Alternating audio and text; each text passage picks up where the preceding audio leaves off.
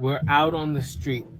Hey, there's a pretty interesting report about what's happening in the world. Let's go over the information while we have some coffee, and then we'll head to the studio to have a proper discussion about what's going on. By the way, in Iran, things are getting really intense. You can see a collapse, but we'll discuss it soon. Let's look ahead. While we talk about what's happening in the world, notice that there is a reaction from Iran to the social media comment made by the President of the United States, Donald Trump.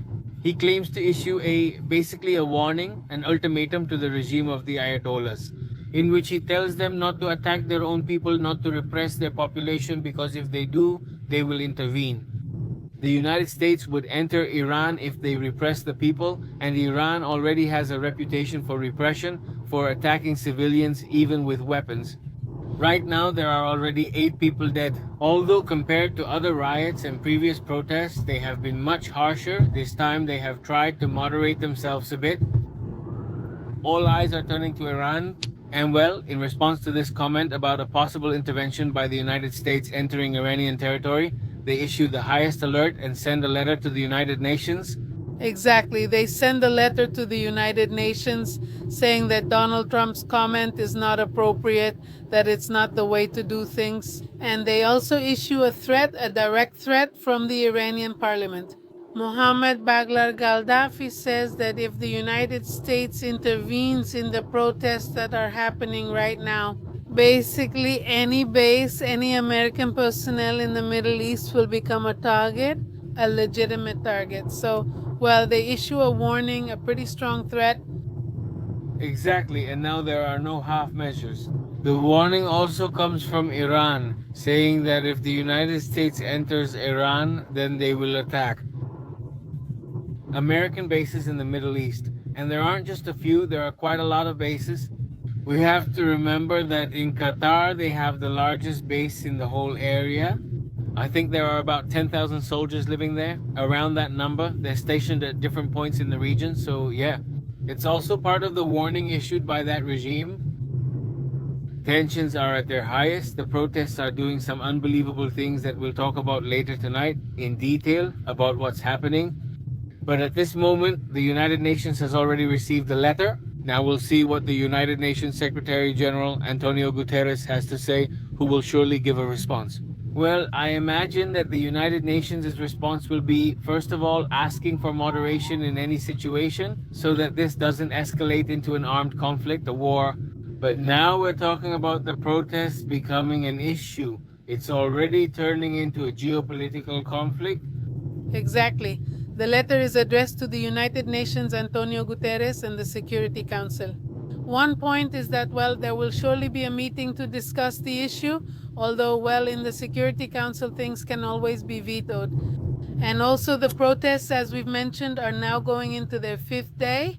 And Pepe told you that at least 8 people had lost their lives. Of these 8, 2 would be a man, 2 students, one 15 and one 17 years old. And well, the unity of the students in these protests has also increased. That's it.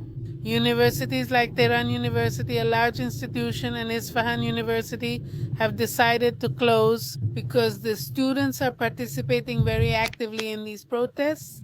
All the universities in that country, right? Have they closed? And also among the clashes. It's already being said that the security forces have been using water cannons and tear gas. Also, what are lethal forces? In fact, during these violent crackdowns, this 15-year-old boy could have lost his life. 15 years old, this young man was there in the protests. And the thing is, there's a very diverse participation, mostly young people, but little by little, it has been expanding more and more.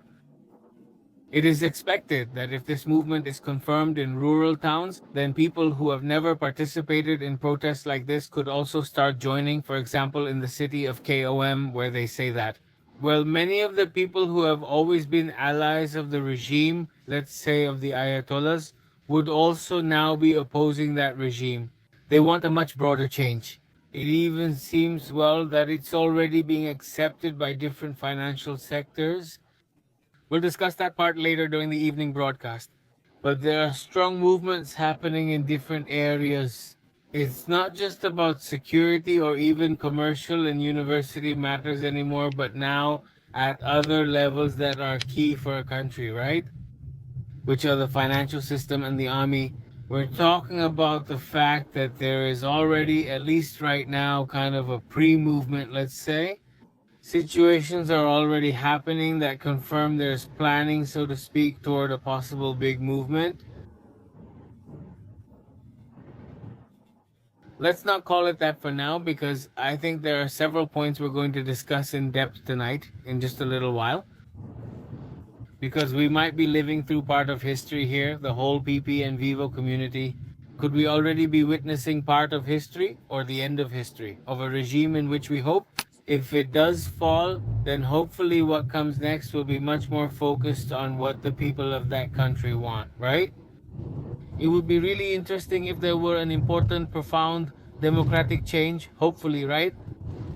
Although, of course, there's also the temptation of monarchy, the temptations to go back to that monarchical past, which not everyone would agree with, but it could be at least one of the temporary solutions.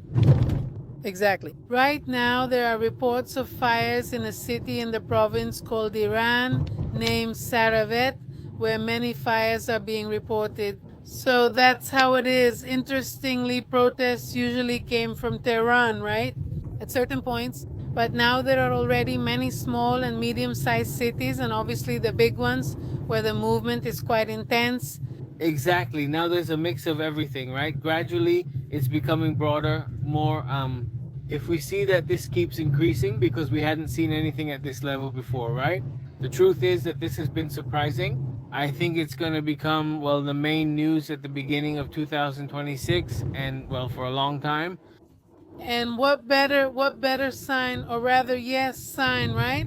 If you remember, what was it, like 8 years ago? It would be 8 years. That's when Soleimani lost his life in this attack launched by Donald Trump. In fact, I remember it was January 2nd, 2020, because we started 2020 with that news. A very, very turbulent 2020 for everyone. But right now, at this moment, all the banners made to honor this figure are being burned. These are reports that we're going to discuss in more detail right now to see exactly what they mean. What is the precedent, if there is one in the recent past? I mean, are there precedents for protests of this scale? Because, well, it seems like history is hitting us hard. This guy handles things so badly. Actually, I've already seen it, Fer. I've already done the thing where I don't cross, that classic move, and I just end up standing in the middle of the street. All right. That's how things are. That's the situation on this. Well, January 2nd. January 2nd? January 2nd and everything that's happening. Really intense. It doesn't seem like the typical, the meme they had this morning, January. Surprised me. Come on, it's only been 2 days and things are already intense. Surprise me 2026, right? Yeah, and well, Come on, surprise me 2000. yeah, surprise me. 2026, we're surprised. I think the first person I saw do it was Francisco Arque, so I sent him a greeting. Yes, he's here. He's in the community right now. But anyway, let's go to the comments. Yes. Before we go, greetings to the 206 people connected. That's great. It greets Eliseo and asks if he'll run over a taxi driver. Greetings. Greetings to Anner. How are you, Anner? Greetings, and also greetings to Brian. Brian Reynoso says the Iranians are teaching the Venezuelans how it's done. Greetings, Brian. How have you been?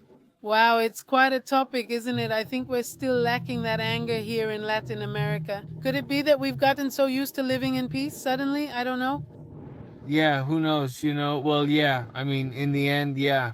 There have been strong movements in the past, yes, in different parts of Latin America. And, in one of those cases, this kind of thing can cause movements in other places. I'm not sure about Venezuela, but anything is possible. We have to remember that. This wave of protests from Generation Z started to appear in different parts of the world, even here in Latin America, although not with that level of intensity. Yeah, no, not with that level. So, well, me too. I think it will depend a lot on how they organize themselves in Venezuela or in any country where they want to make a change. Because the key, for example, I don't know about the case of Iran. You see, that's a part I don't know about until now.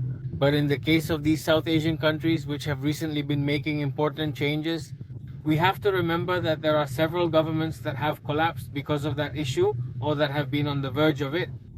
It's been largely because of young people who communicate through Discord and through certain social networks.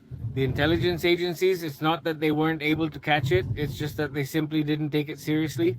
I mean, they thought it was just a game, that it was just a joke, and that it was just for the meme. And it turned out that there was actually a pretty broad organizational capacity there, and well, they did what they did.